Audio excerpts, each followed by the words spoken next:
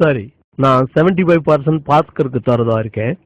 அது போக 25% நாம 5 பேரும், அதாவது ஸ்ரீதர், கோபால், நான், தாமு பேபி பிரிச்சுக்க போறோம். ஆளுக்கு 5% கிடைக்கும். மணி, நீ எங்களை ஏமாத்த பாக்குற. 25% 5ஆ பறிச்சா ஒவ்வொருத்தருக்கும் 5% இல்ல 14% கிடைக்கும் இல்லையா? அதானே வரும். இல்ல இல்ல, கேளுப்பா, நான் உங்களை ஏமாத்த மாட்டேன், எப்பவுமே ஏமாத்த மாட்டேன். இரு நான் போட்டு காட்டுறேன். இந்த பாத்தீங்களா, 25 5ஆல வகுத்தா 5 வரும்.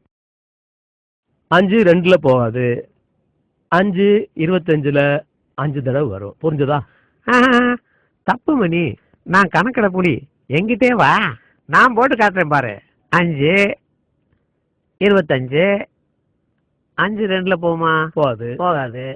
5 5ல ஒரு தடவை போகும்.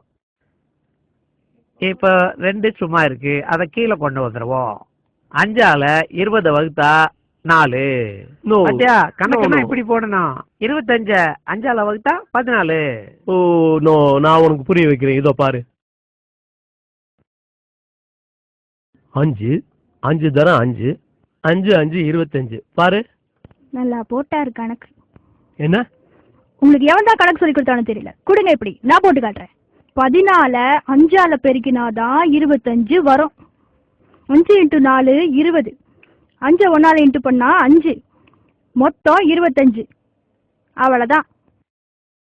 இல்ல இல்ல, இங்க பாருமா, 5 14 நான் கூட்டி காட்டுறேன் பாரு, அப்ப புரியும் உனக்கு. 14 14 14 14 14. இப்ப கூட்டி பாரு, சரியா வரும்.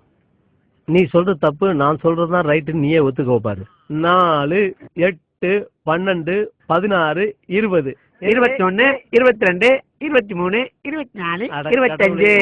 அது கணக்குல ஏதாவது டவுட்னா என்கிட்ட கேட்டுக்கப்பா. நல்ல வேலை ஏமாத்த தெரிஞ்சாங்க.